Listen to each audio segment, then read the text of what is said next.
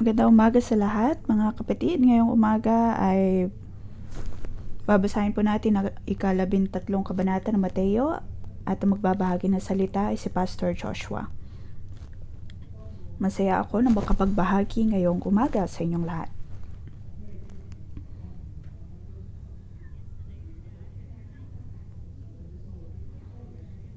Kahapon nang nagkaroon ako ng kaunting pagbabasa sa aking dapat na ibahagi ngayong umaga, ang Diyos ay nagbigay sa akin ng maraming mga kaalaman. At ako ay sabik na halos hindi ako makatulog.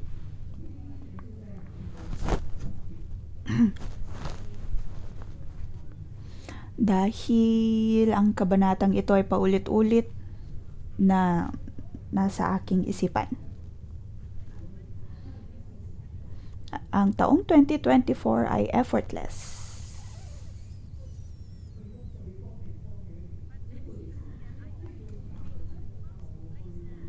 Ngunit ito din ang parehong taon kung saan ako ay nagpunta sa maraming mga lugar sa Africa, sa Central America, pagkatapos ay sa Europa. Hindi pa ako nakarating sa Australia. Itong taon na ito ay hindi madali. Ngunit ito din ang parehong taon kung saan ang Panginoon ay maraming mga pahayag sa akin, lalo na nang ako ay nagpunta sa Costa Rica. Ang Diyos ay nagbigay ng solido na pahayag sa akin tungkol sa puno ng buhay. Sa Costa Rica ay para na akong nasa langit.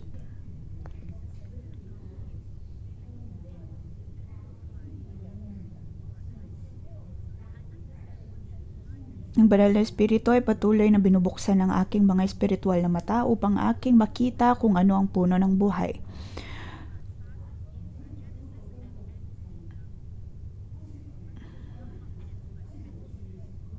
Kung paano ang puno ng buhay ay nagsimula pa mula sa libro ng Genesis hanggang sa Revelation.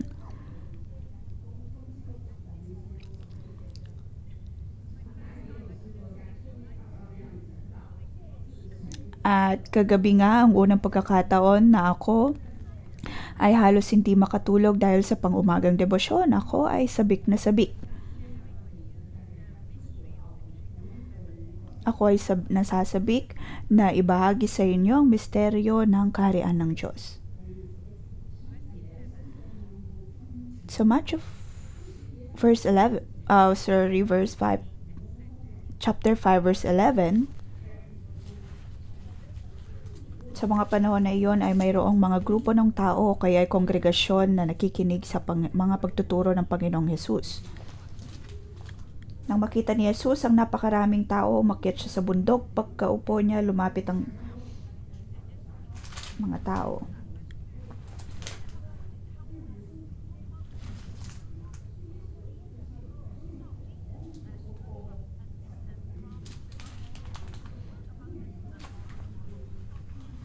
Doon ay itinuro ni Hesus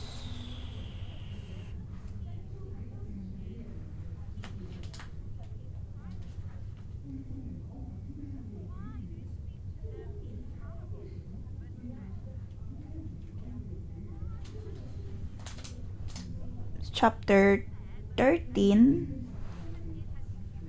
si Jesus ay nagpatuloy sa pagtuturo ayon sa mga talinhaga. Pagkatapos sa verse 10 ay lumapit ang mga alagad niya at tinanong si Jesus kung bakit siya gumagamit ng mga talinhaga.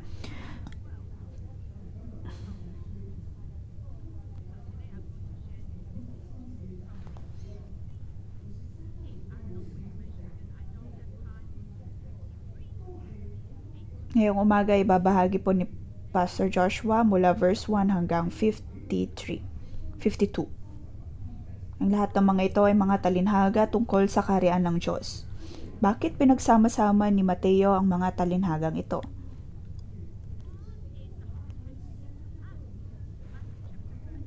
Ano ang sinasabi ng Diyos at ng banal na Espiritu sa atin mula sa kabanatang ito?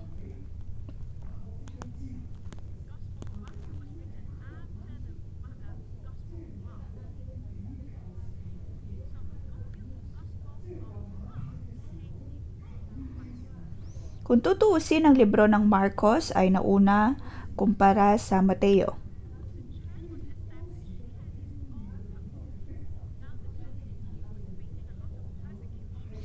Ang komunidad noon ng mga mananampalataya ay nakakaranas ng maraming mga pag-uusig. Pag-uusig mula sa Roma,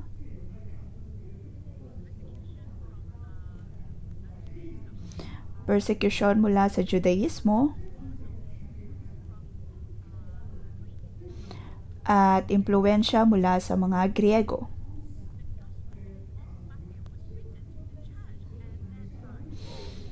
Ang libro ng Marcos ay naisulat sa mga panahon na iyon.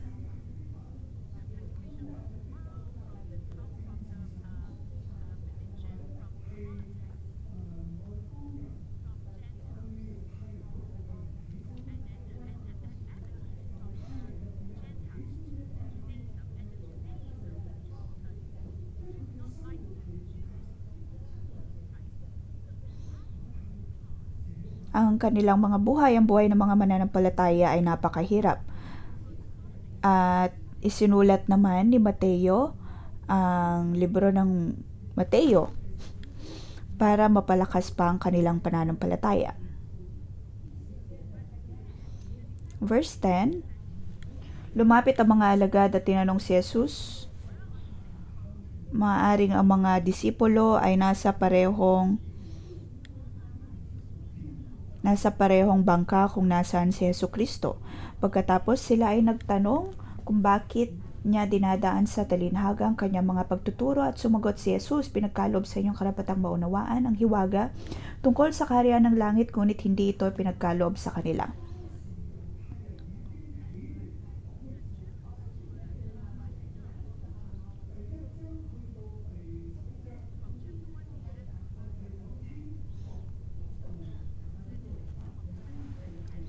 Mula chapter 1 hanggang 11, ang kaharian ng Diyos ay paparating na, si Jesucristo ang tagapagligtas.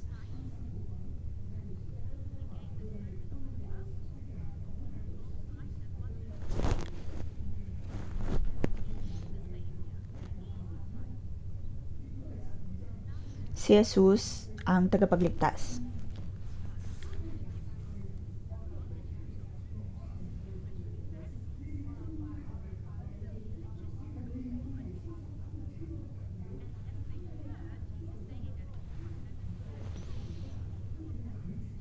Ang kaharian ng Diyos ay papalapit na.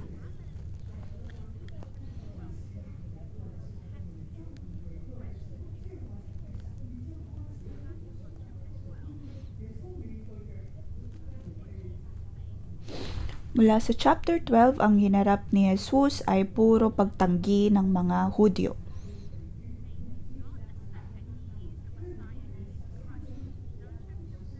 Siyang Mesaya, siya si Kristo.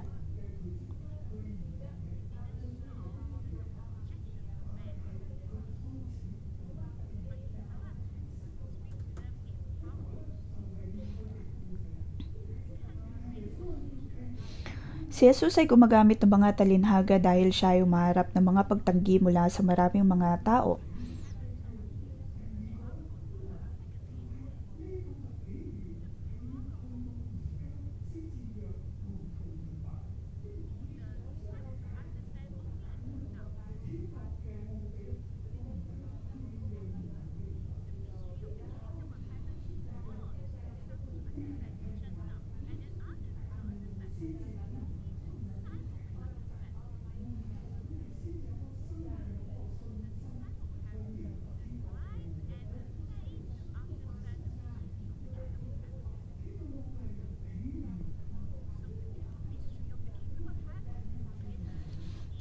Ang misteryo ng kaharian ng Diyos ay ibinibigay ayon sa talinhaga upang tanging mga disipulo lamang ang makakaintindi nito. Ang misteryo ng kaharian ng langit ay ibinibigay ayon sa talinhaga, gamit ang mga talinhaga.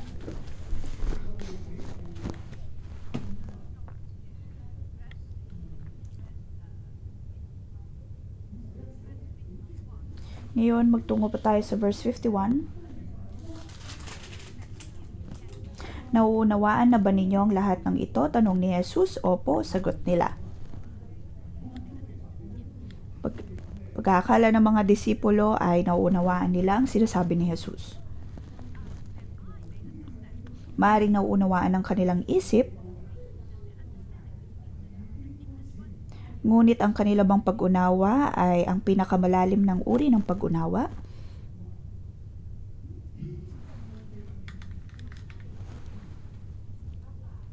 Ngayon, ano ang misteryo? Ano ang mga misteryo ng kaharian ng langit?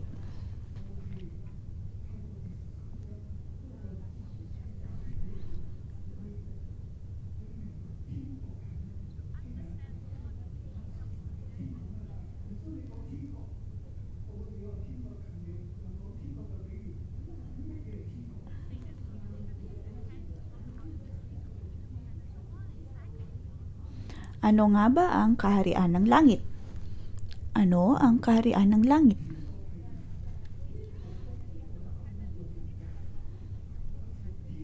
Ang misteryo ng kaharian ng langit ay napakalaki. Ayon kay Jesus, ang kaharian ng langit, ako man din ay kasalukuyan kong inaayos ang aking pag-unawa tungkol dito.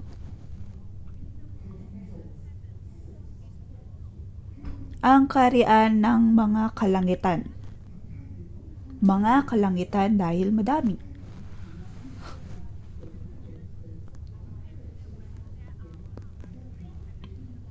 Para sa mga Hudyo ay mayroong tatlong level ng kalangitan. Una ay ang mga ulap. Ikalawa ay kung nasaan ang kaaway. At ang ikatlo ay kung nasaan ang Diyos. Ang unang level ay kung nasaan po ang tao. Ikalawa ay ang espiritual na mundo. At ang ikatlo ay kung nasaan ang Panginoon.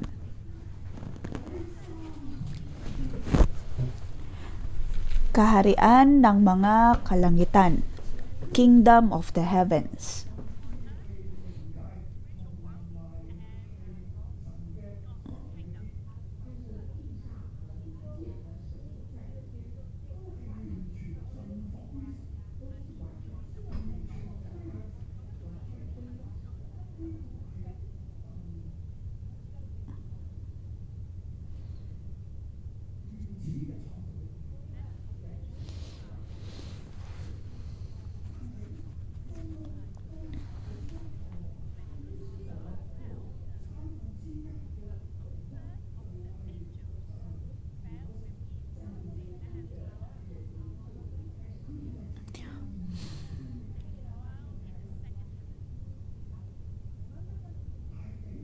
Ang unang level ay kung nasa ng tao.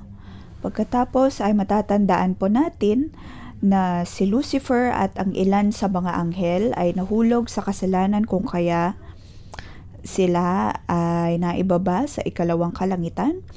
Pagkatapos ay nagkaroon sila ng kapangyarihan maging sa unang level kung nasaan ang tao at nasaan ang sanlibutan.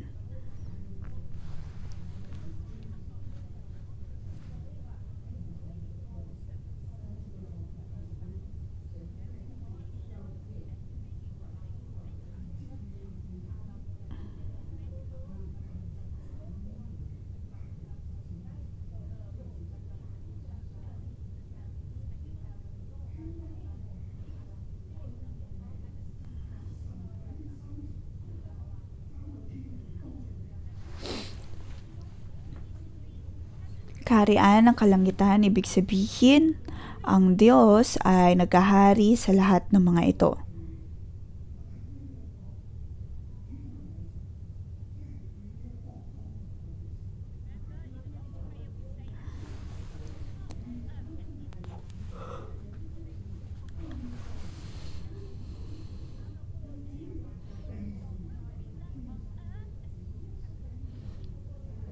Ang kalooban ng Diyos ang siyang mapangyari sa lupa tulad ng kung anong nangyayari sa kalangitan.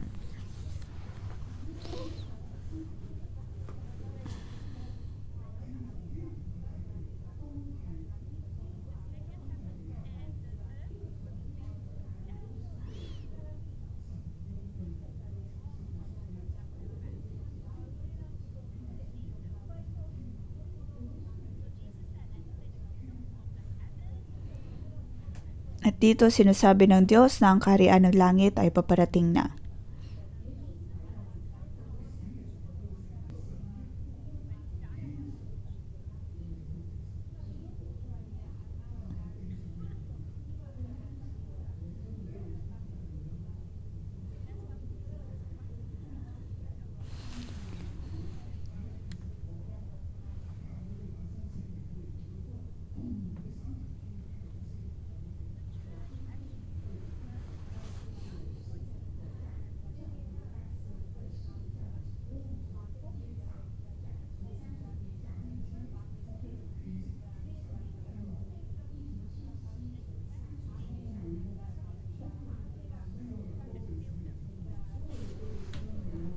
Ang lahat ay puspos ng banal na espiritu.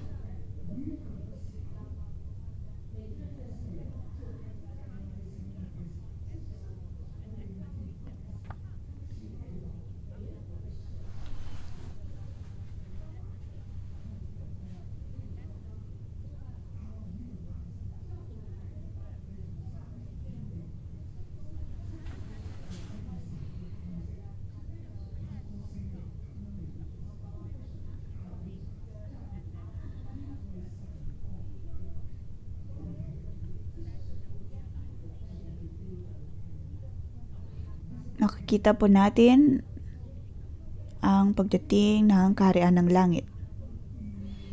At sa pagpuspos ng banal na espiritu sa mga disipulo, makikita po ang kalangitan maging sa lupa.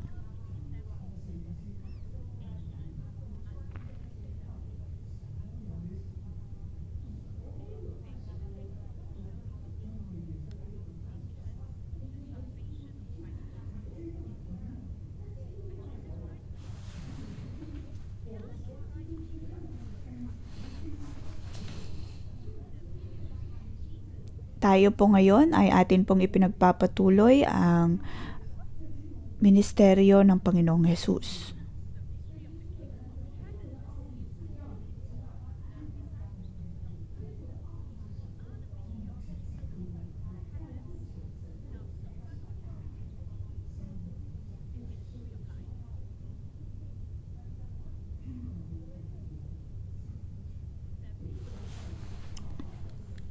Ang misteryo ng kaharian ng Diyos ay ang puno ng buhay.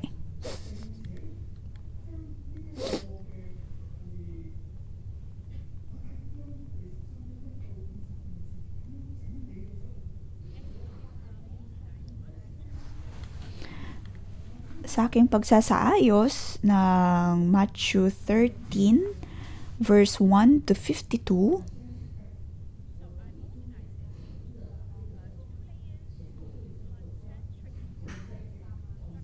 akin po itong inayos ng may dalawang layer at concentric structure. Una ay sa verse 1 hanggang 33. Ito po ang unang bahagi, unang layer.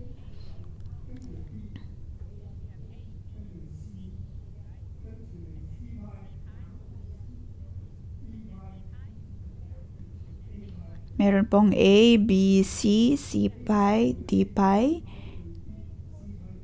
Yun pong tinatawag nilang concentric. Oh.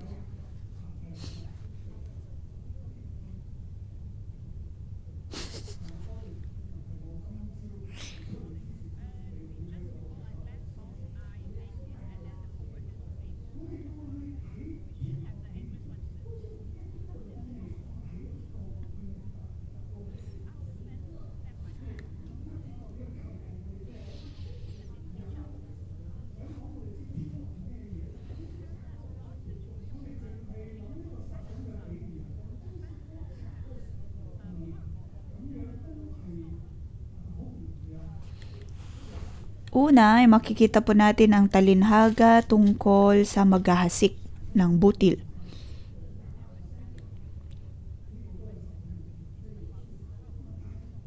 Hanggang verse 23 ay puro po ito tungkol sa maghahasik, manghahasik.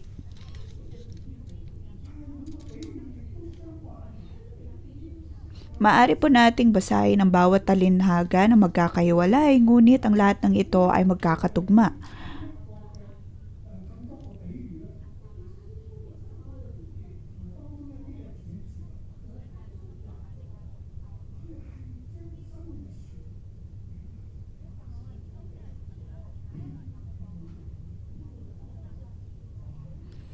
Ano ang mga misteryo ng kaharian ng langit? Yun pong puno ng buhay.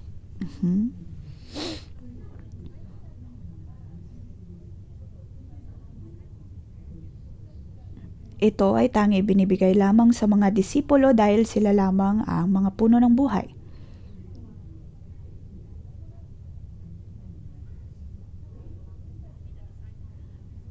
Tangi ang mga disipulo lamang ang nakakaunawa nito dahil sila ang magiging puno ng buhay.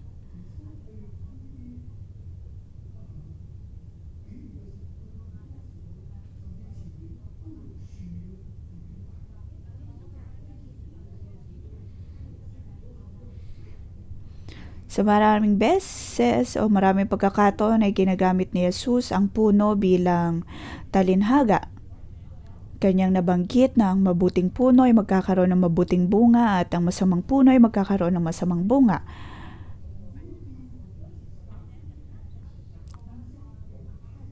Pagkatapos, isa pang talinhaga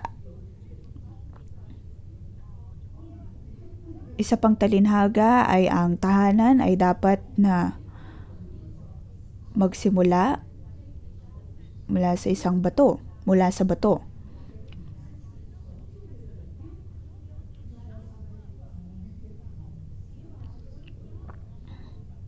At mula pa sa lumang tipan, nabanggit po doon na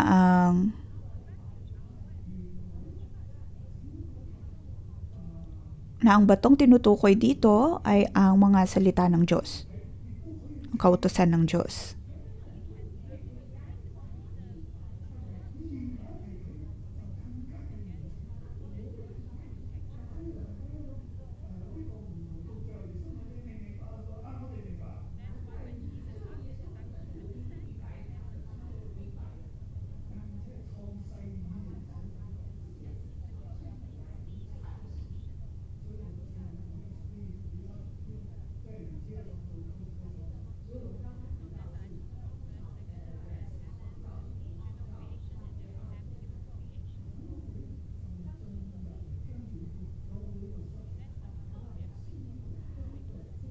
Ito po ang daloy na ating susundan ngayon.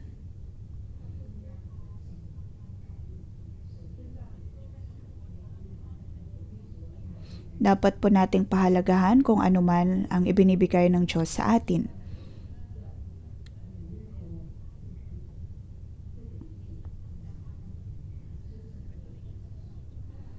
Ang lahat ng mga ito ay binigay ng Diyos para po sa atin.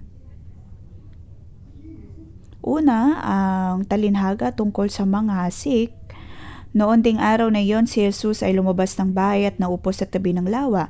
Dahil sa dami ng taong lumalapit sa kanya, sumakay siya sa isang bangka at doon naupo. Tumayo naman sa dalampasigan ng mga tao at sila ay tinuruan niya ng maraming bagay sa pamamagitan ng mga talinhaga.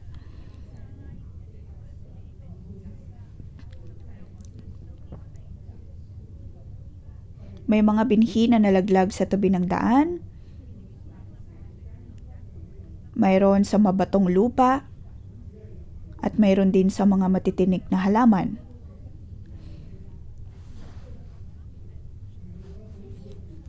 Verse 1 to 8. Ngunit ang binhing naghasik sa matabang lupa ay namunga, may tigsa 100, may tiga-60 at may tigta 30 makinig ang may pandinig. Ano po ang tinutukoy dito? Mayroon pong nabanggit na 4 na uri ng mga lupa dito. Narinig na po natin ito ng ilang beses.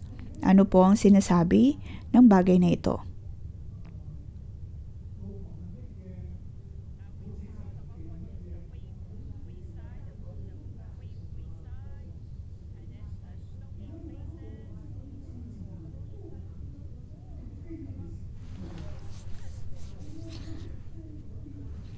Nabanggit na may naghanik nalaglag sa tabi ng daan at ito ay tinuka lamang ng mga ibon. May nalaglag sa mabatong lupa at ang tinutukoy po dito ay mga pag-uusig na maaaring matanggap ng tao. At nang mabilad sa matinding init ng araw, ang mga ito ay mamamatay.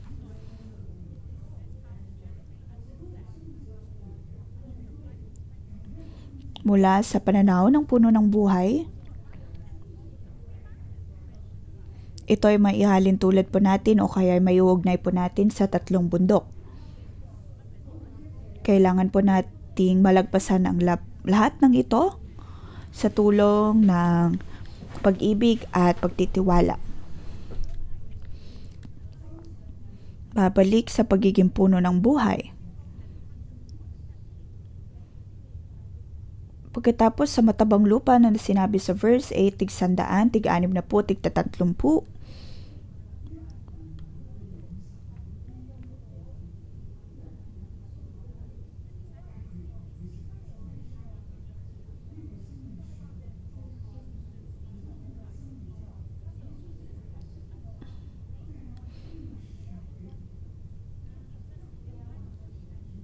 Dito ay binibigay po ni Jesus kung ano ang puno ng buhay.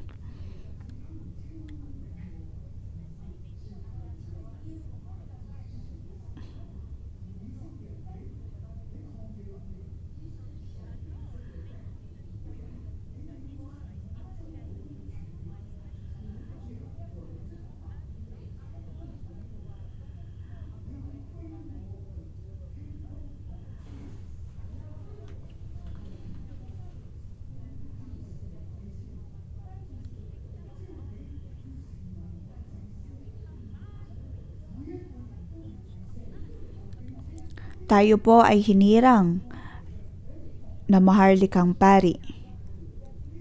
At ang mga grupo ng mga paring ito ay magiging isang kaharian. At ito po ang kaharian ng Diyos.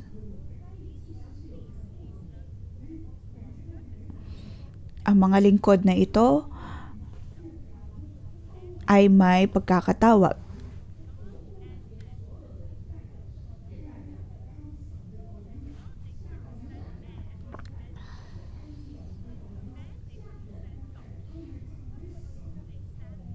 Sa harap ng Diyos ay tayo po ang kinatawan ng mga tao at sa harap naman ng mga tao, tayo ang kinatawan ng Diyos. Ibig sabihin tayo po ang tagapamagitan.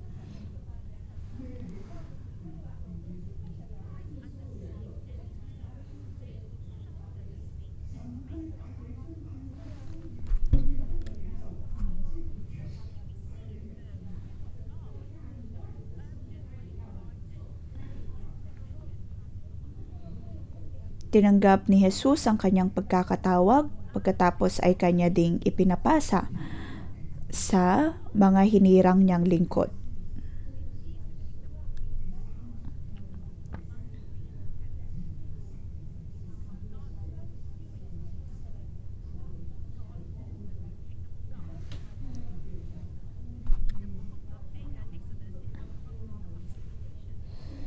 Sa libro ng Exodus, nabanggit po doon na tayo ay magiging bayan ng mga harlikang pari,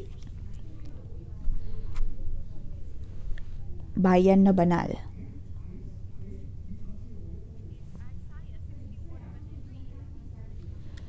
Sa Isaiah 61 verse 3, ang Espiritu ng Diyos ay nasa kanyang mga lingkod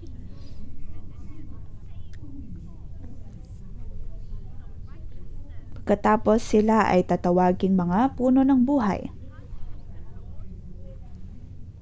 Mga binhi na itinanim ng Diyos.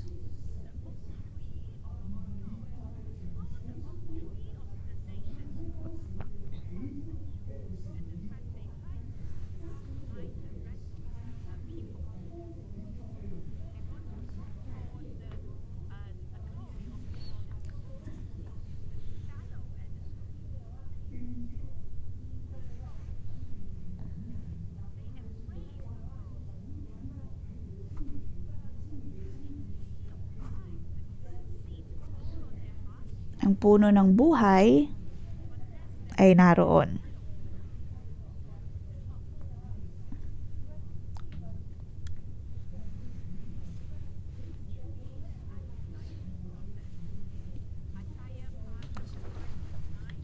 Ang puno na ikinatutuwa ng Diyos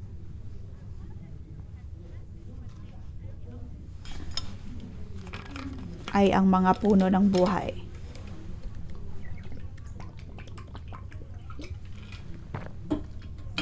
Nais ng Diyos na matanggap ito ng mga Hudyo, ngunit hindi nila matanggap ang mga salita ng Diyos.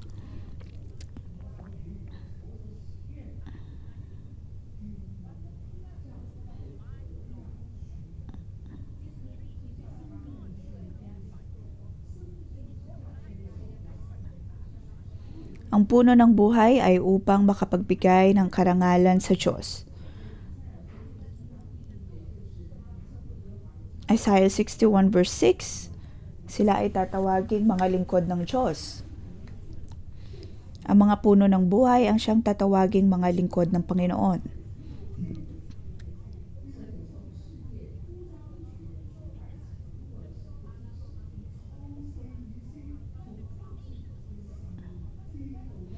Mula sa pagkakalikha ng mundo,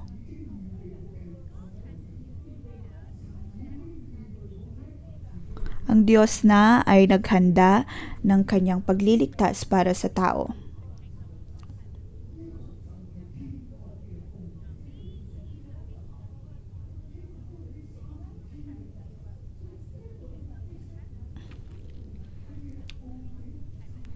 Ang kaharian ng Diyos, kasama po doon ang tatlong layer ng kalangitan, at sa kaharian na ito ay naroon ang puno ng buhay. At ang puno ng buhay na ito ang magsasakatuparan ng kalooban ng Diyos. At si Jesucristo nga ang naglagay ng binhing ito ng puno ng buhay. Sa Kanya,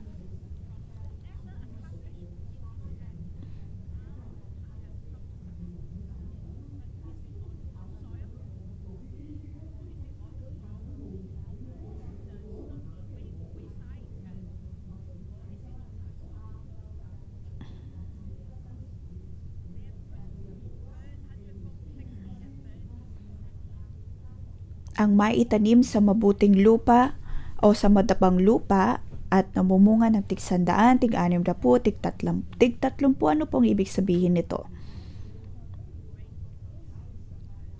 Sa kaharian ng Diyos, ilan pong mga tao ang madadala natin doon? Maaring 100, 60, tig-30 o mas marami pa.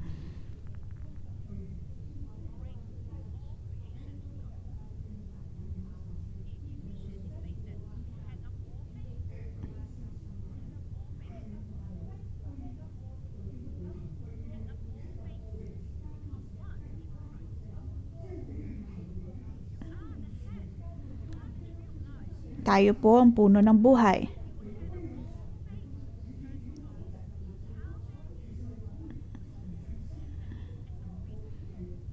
Ilang mga bunga ang iyong may bubunga? Anong uri ng impluwensya ang mayroon ka sa tao?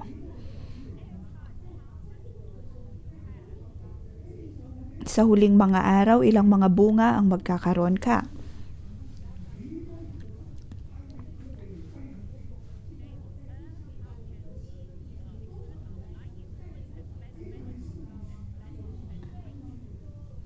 Ngayon po, habang tayo ay nasa lupa, ilang mga tao ang ating maiimpluwensyahan. Ito po ang sinasabi sa chapter 13, verse 10 to 17.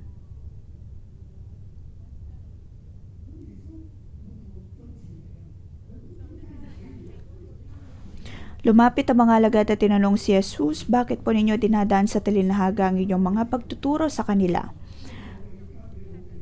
Sumagot siya, ay pinagkaloob sa inyong karapatang maunawaan ang hiwaga tungkol sa karya ng langit, ngunit hindi ito pinagkaloob sa kanila.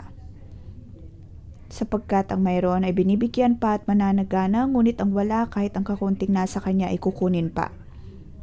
Verse 16, subalit mapalad kayo sapagkat nakakakita ang inyong mga mata at nakakarinig ang inyong mga tainga.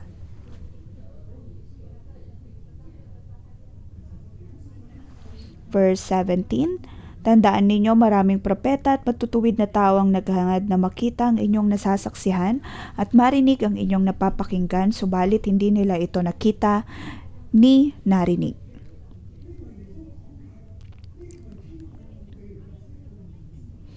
Ipinapaliwanag ni Jesus na ang misteryo ng karya ng langit ay para lamang sa mga disipulo at sila ay pinagpala. Maging tayo sa ngayon ay pinagpala dahil natanggap po natin ang mga salitang ito.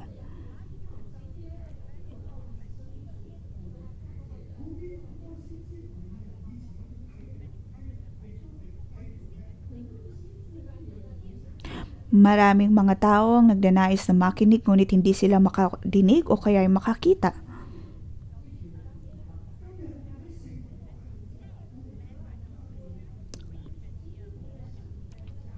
Ngunit ngayon ay mas marami na po tayong natatanggap mula sa Panginoon.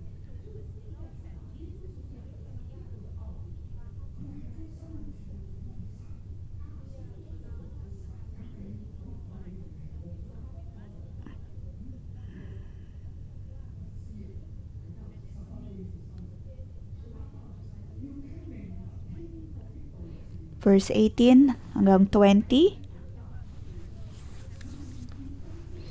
Unawain ang paraan ng puno ng buhay at maging puno ng buhay. Verse 17.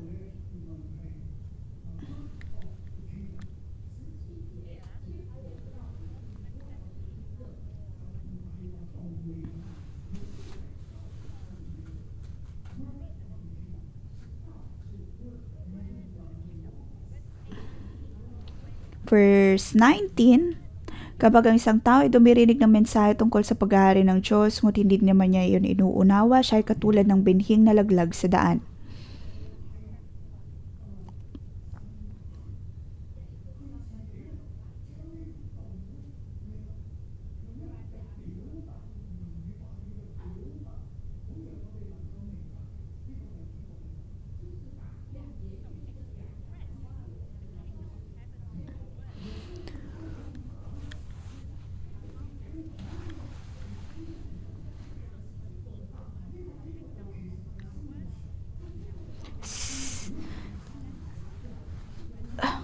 Sinasabi ni Jesus ang tungkol sa puno ng buhay.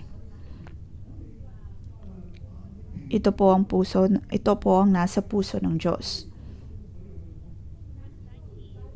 Verse 19, kapag ang isang tao ay dumirinig ng mensahe tungkol sa pag-aari ng Diyos, ngunit hindi niya naman iyon inuunawa, siya ay katulad ng binhing nalaglag sa daan, dumadating ang masama at agad inaalis sa kanyang isip ang mensaheng kanyang napakinggan. Ibig sabihin ay walang ugat ang binhi na naitanim. Kung kaya mabilis lamang na matisod, mabilis lamang na mapabago kapag nakatanggap ng pag-uusig.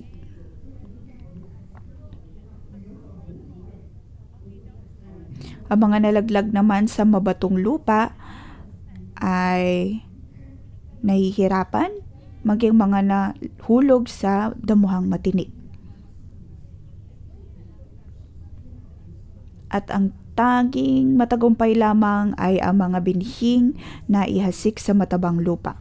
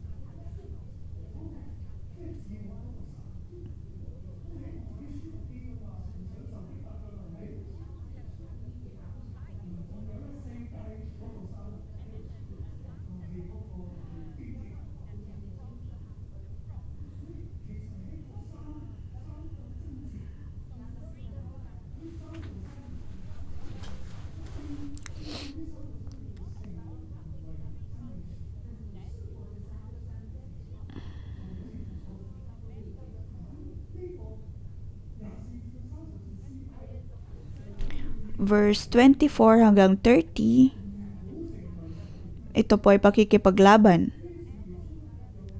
sa kaaway.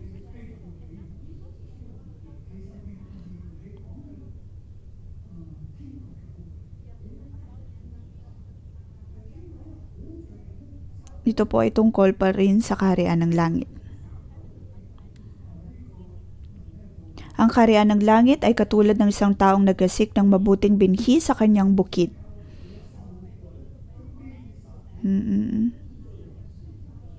Isang gabi habang natutulog mga tao, dumating kanyang kaaway, nagasik ng mapanirang damo sa triguhan at saka umalis.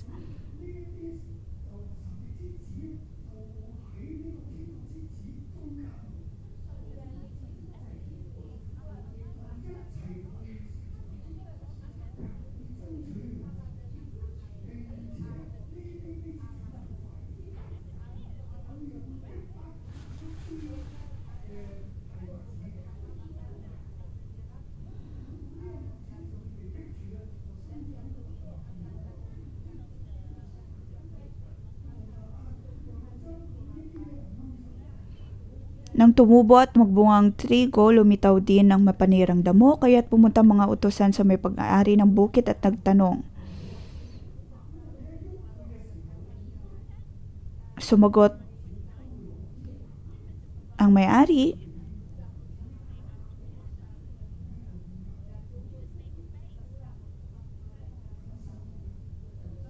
kung ano ang gagawin dito.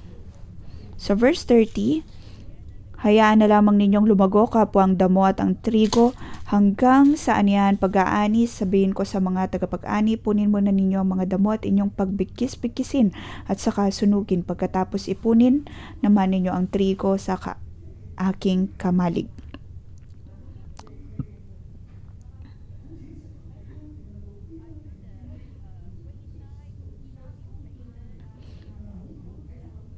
Tayo po ba ang uri ng binhi na ihasik sa tabi ng daan, sa mabatong lupa,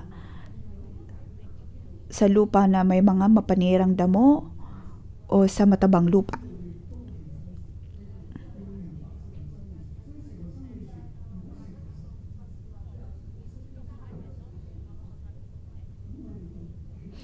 Maging puno ng buhay at huwag maging kasama sa kasamaan.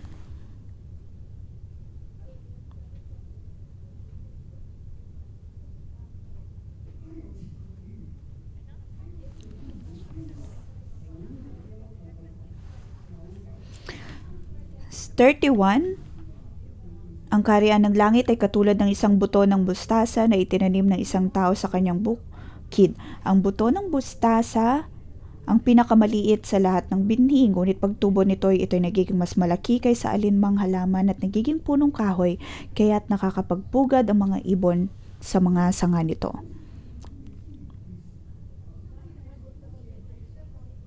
Tulad ng mustasa, maaaring tayo ang pinakamaliit.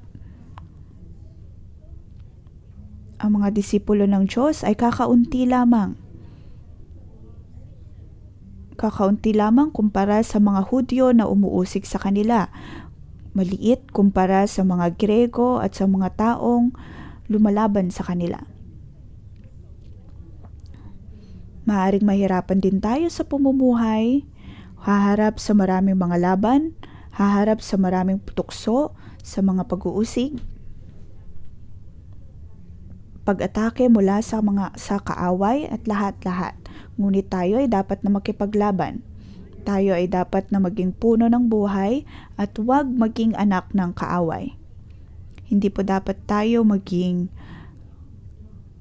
bilanggo ng kaaway. Ang misteryo ng kaharian ng langit ay para sa inyo kahit na kayo ay mga lingkod na kabilang sa mga iilang lingkod ng Diyos. Kayo ay magiging tulad ng isang malagong puno na tulad ng mustasa.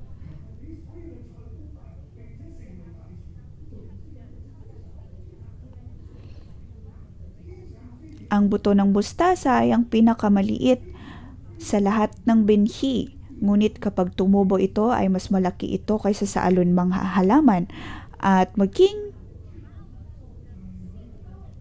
at maging ang mga ibon ay pupugad sa mga sanga nito. Walang magagawa maging ang mga ibon sa iyo. Bagkus sila ay mananatili doon para magpugad. Huwag po dapat tayong matakot. Dahil ito po ang kaharian ng Diyos.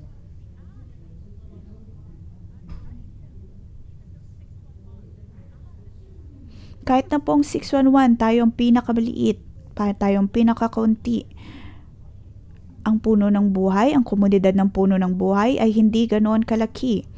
Buong Hong Kong, buong Asia, buong mundo. Kahit sa Hong Kong pa lamang tayo ng pinakamaliit. Ngunit kung kaya po nating mapagtanggumpayan ang misteryo ng kaharian ng langit,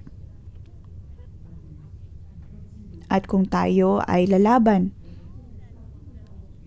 o kaya ating lalabanan ang kaaway at ating pangahawakan ng tungkol sa pagiging puno ng buhay, kahit na po tayo ang pinakamaliit, tayo ay tutubo bilang isa sa pinakamalagong puno.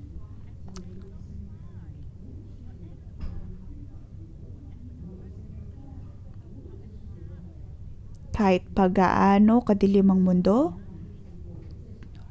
tayo man ang pinakamaliit, tayo ang pinakakaunti, ngunit tayo ay magiging malago. At magiging isa sa pinakamalaking uri ng puno.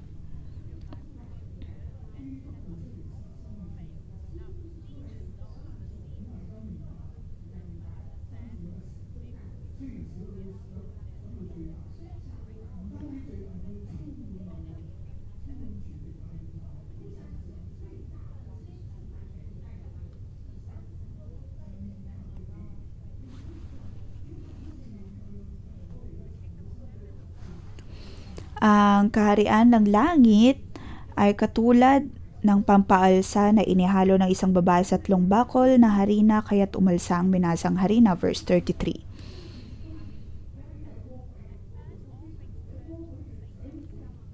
Una, ang lahat ay nasa gapos ng kaaway. Ngunit dahil sa puno ng buhay, dahil sa kaharian ng langit, tayo ay naging hinirang na lingkod ng Diyos at magiging tulad ng mga pampaalsa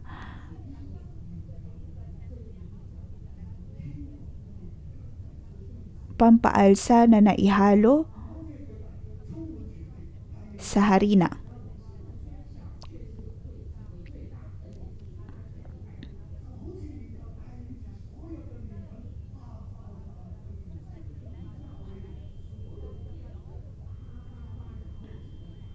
Tulad ng kung paanong ang pampaalsa ay magkakaroon ng malaking epekto sa harina.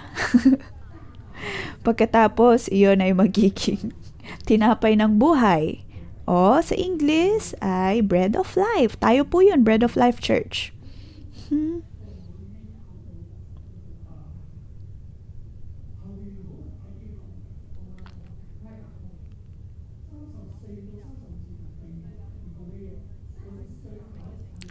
Verse 34, 35, yun po ang sunod na layer.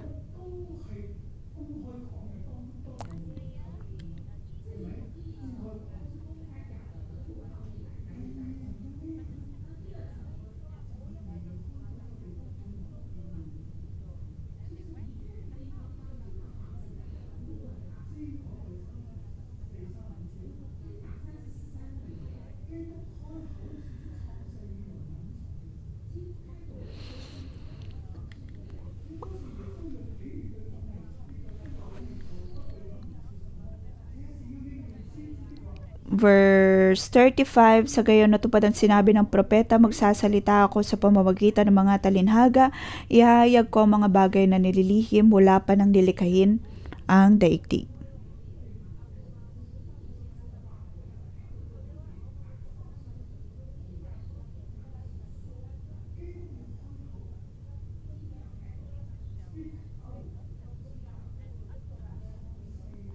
Bubuksan ni Jesus ang kanyang mga bibig saka magsasalita.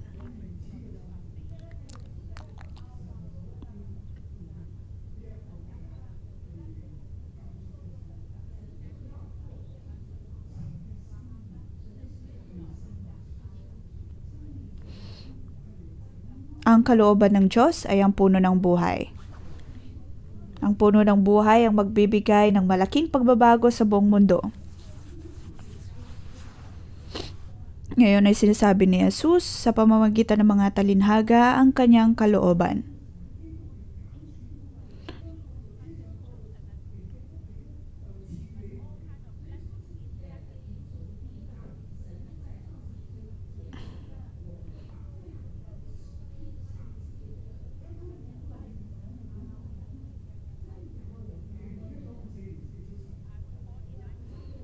Ako ay pinanganak noong 1954. Ako ay pinanganak noong 1954. At yun po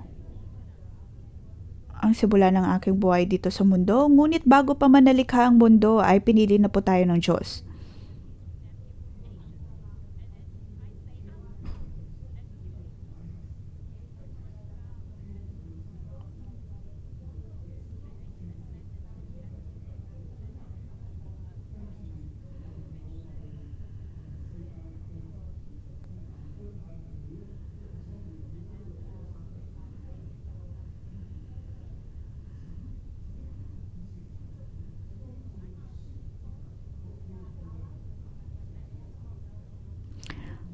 Noong 1954 ay nilikha ako ng Diyos, pagkatapos ay dinala niya ako rito. Pagkatapos ay binalik ako ng Diyos sa Hong Kong upang itatag ang 611. At kanyang patuloy na ipinapahayag sa atin ang tungkol po sa puno ng buhay.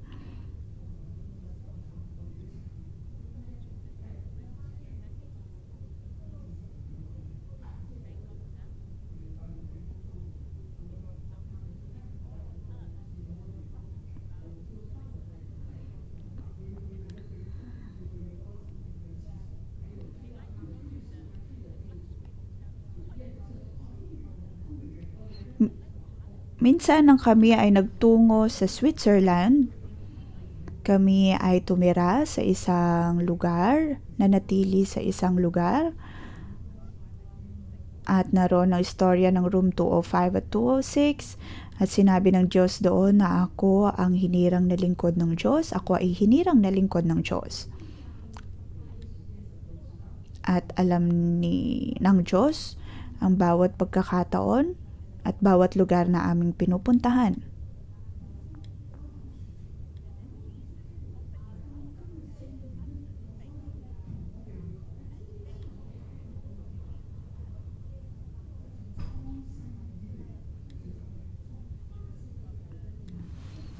Ngayon, ang banal na Espiritu ay naghahayag din po sa atin tungkol sa katotohanan ng mundo at katotohanan ng kaharian ng langit. Ikaw ay hindi aksidente, ikaw ay nilikha ng Diyos. Ginusto ka man o hindi ng iyong mga magulang, ikaw ay pinili ng Diyos. Ngayon ay tinatawag ka niya upang maging kanyang lingkod at ikaw ay kanyang gagamitin para sa kanyang kaharian.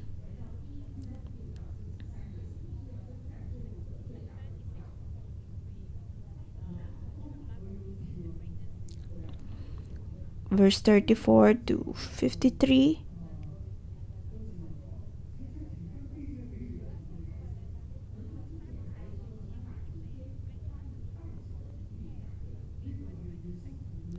Verse 36, pagkatapos iniwan ni Jesus mga tao at pumasok siya sa bahay.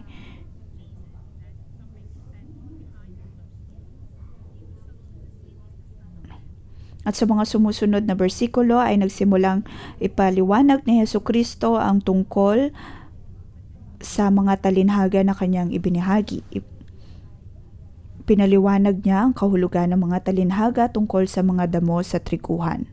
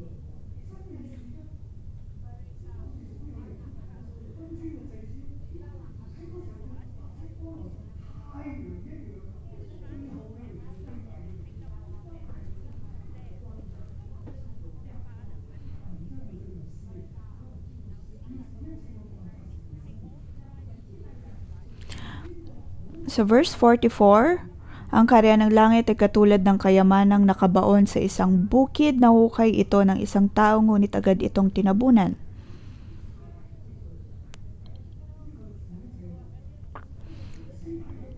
Verse 44, may mga sakripisyo po tayong dapat na gawin sa atin pong pagsunod sa Diyos. Verse 45 ay tungkol sa perlas na mahalaga.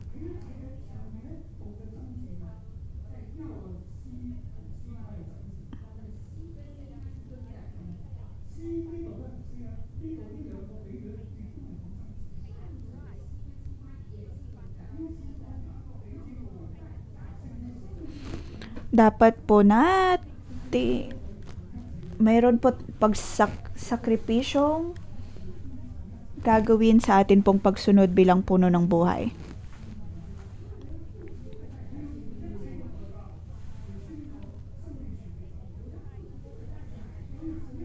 Ako man din ay may sakripisyong kailangan gawin upang maihayag ang tungkol sa puno ng buhay.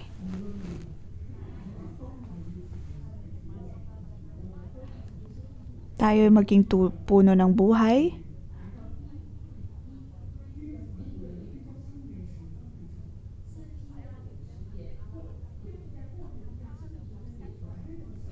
Verse 47 to 50, tungkol po ito sa lambat, ang paghihiwalay ng mabuti at masasama.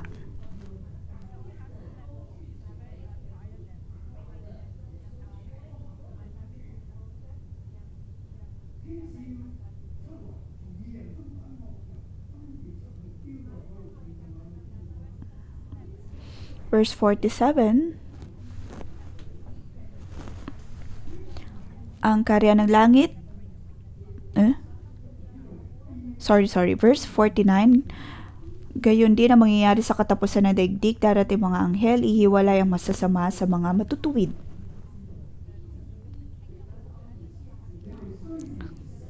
Ang misteryo ng karya ng langit ay para lamang sa mga puno ng buhay. Kahit na po tayo ang pinakakaunti, tayo din ay ang magiging dakila. Ang lahat ng ito ay magkakaugnay. Sa chart na ibinabahagi po ni Pastor Joshua, ang lahat ay magkakaugnay.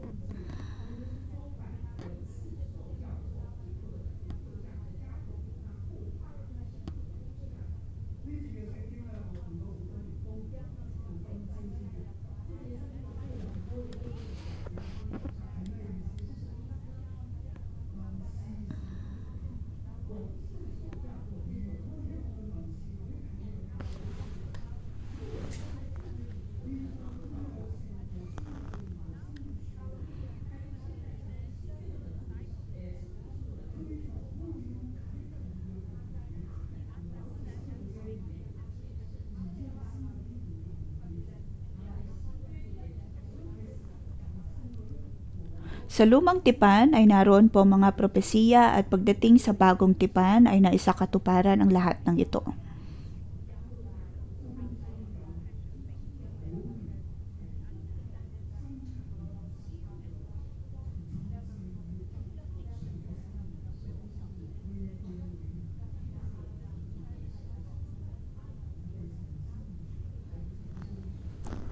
Tayo ay maging puno ng buhay.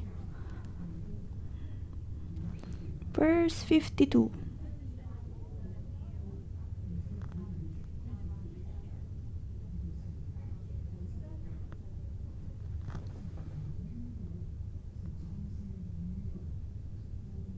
Tayo ay magiging parte ng kaharian ng Diyos. Mga lingkod na nakakaunawa ng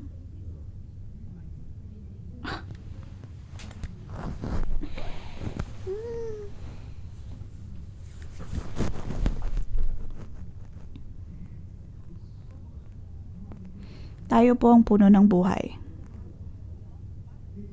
Kailangan po nating humarap ng maraming mga laban.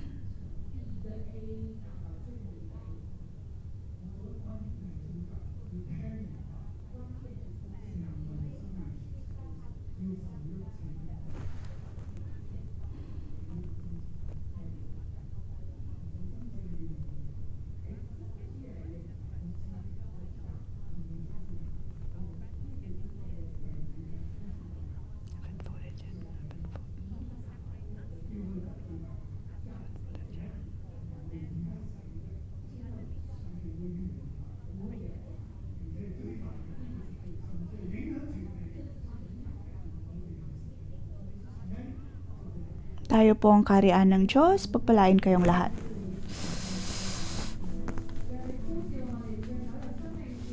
Tayo po ay tumayo at tumugon sa pagpili ng Diyos.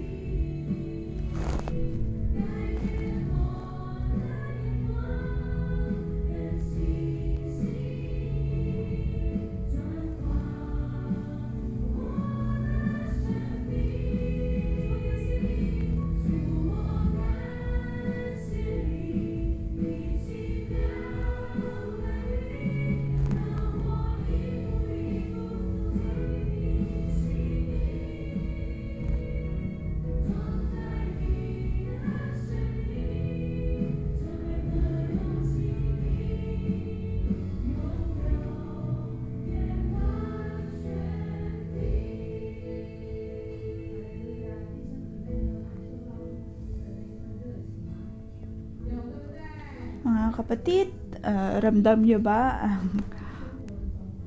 ang determinasyon mula kay Pastor Joshua? Atin pong purihin ng Diyos. Sa atin higit na pananalangin ay mas marami pa po tayong matatanggap.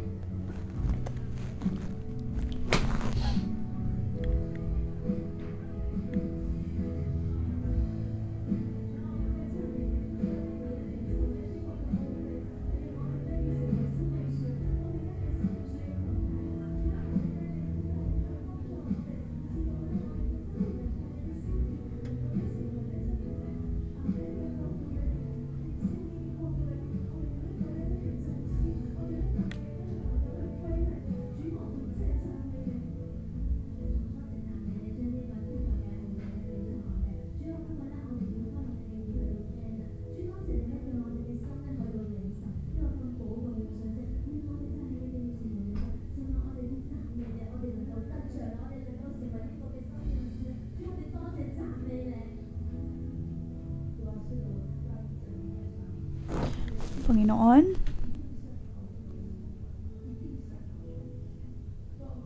si Pastor Joshua ay nagbahagi sa amin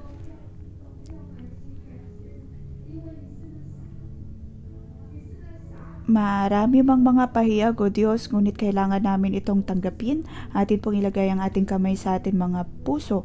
Anong uri ng lupa ang ating pong mga puso? Tayo po ba ay puno ng tinik? Puno na ng kamunduhan? O mabilis po ba tayong matamnan, ngunit mabilis ding mawala ng pag-asa, mawala ng pananampalataya? Banal na Espiritu, naway mangusap ka sa amin.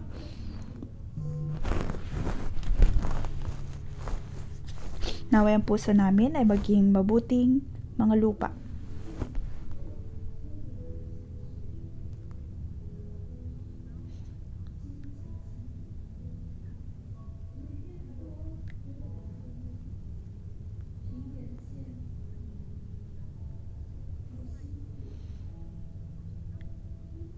Maaaring tayo ay nahihirapan.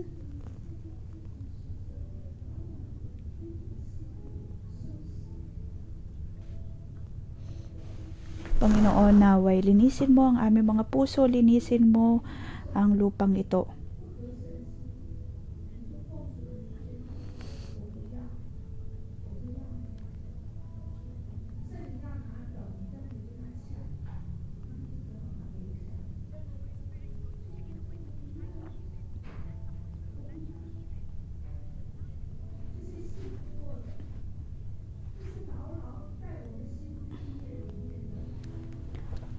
Naway matulungan po tayo ng Diyos na mapabago ang ating mga isip, mapabago ang ating puso.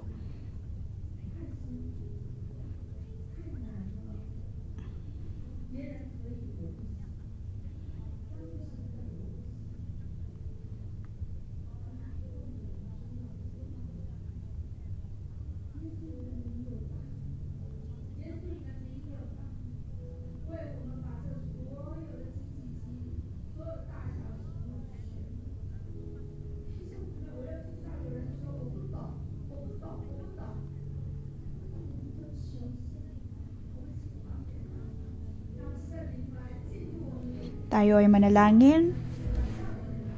Naway pumasok ang banal na Espiritu sa ating mga puso, sa ating mga isipan.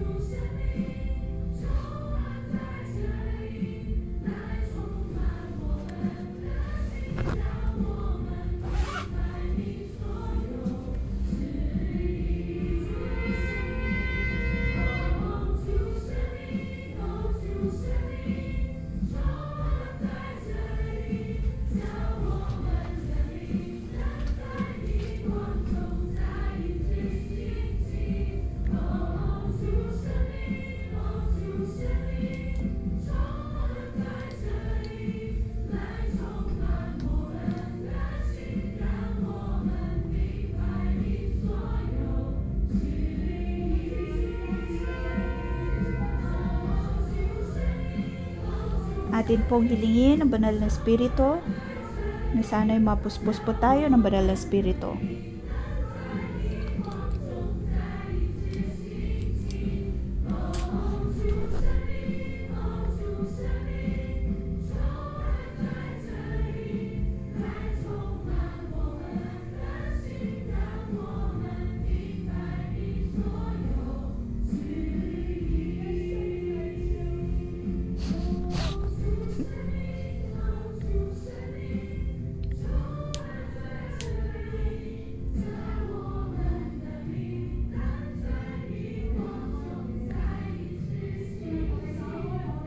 Naway buksan ng Diyos ang ating mga puso. Panginoon, narito kami upang tumanggap.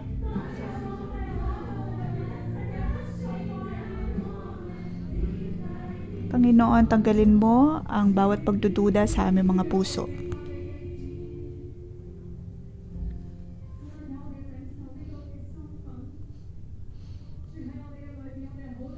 Atin pong tanggapin ang ating pagkakakilanlan.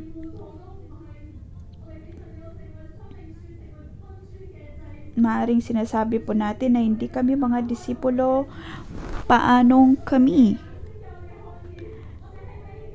ay magiging puno ng buhay, ngunit sa Espiritu, alam namin, O Diyos, na kami ay iyong tinawag.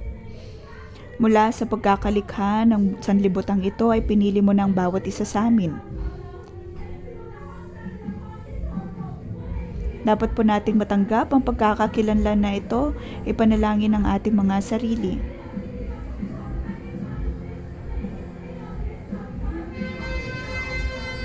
Ang pagkakakilanlan ay binigay ng Diyos sa atin mula pa nung una.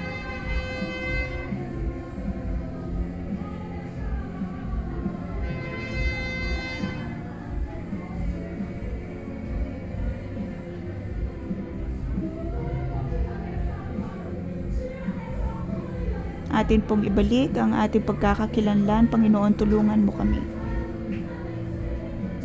Kahit na kami ang pinakakaunti, kami din ang magiging dakila sa lahat.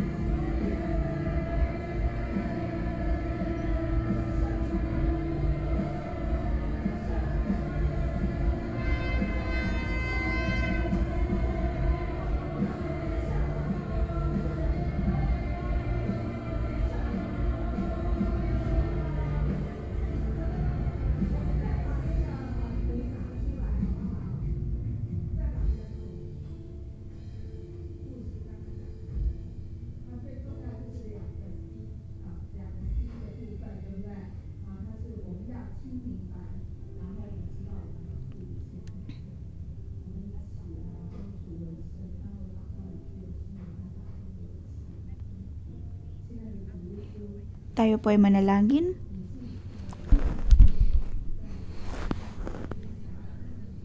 Panginoong Jesus, iyong inihasik ang binhina ng puno ng buhay sa akin. Sa ngalan ng Panginoong Jesus ay aking idinedeklara. Ako ay nagdesisyon ng sundin ka sa aking buong buhay. Protektahan mo ang aking puso upang aking maunawaan ang iyong kalooban. Tulungan mo ko, O Diyos, upang mas maipalalim pa ito at pagkakaroon ito ng malalim na ugat, lumago, magiging matibay, magiging matatag na puno ng buhay. Sa iyo, sa liwanag, sa tulong mo, O Diyos, ako ay magiging dakilang puno. Kahit na kami ay tinuturing na pinakamaliit, ngunit mayroon akong pasensya, O Diyos. Ako ay handang maghintay. At alam ko, O Diyos, na ako ay magiging isa sa pinakamatatag na puno. Panginoon, pagpalain mo ko, palakasin mo kami. Sa ngalan ng Panginoong Jesus ay aking idinedeklara na tayo ay magiging handa na magsakripisyo. Dahil una, O Diyos, ay nagsikripisyo ka din para sa amin. Paniguradong kami ay iyong gagabayan. Ikaw ang magpapalakas sa amin. Sa ngalan ni Jesus, Amen. Tayo po ay tumanggap ng pagpapala. Sa ngalan ng Panginoong Jesus ay aking pinagpapala ang bawat kapatiran.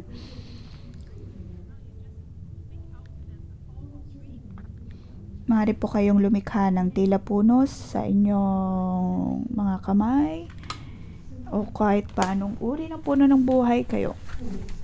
Sa tulong ng liwanag, tayo po ay magiging malagong puno ng buhay. Ang ating mga dahon ay magdadala ng kagalingan sa mga bansa. Kahit nasaan man po tayo, ay makikita po ng ibang tao si Jesus sa ating buhay. Tayo po ay magpapala sa ngalan ni Jesus. Amen. Dito po nagtatapos ang ating pangumaga debosyon. Magandang umaga.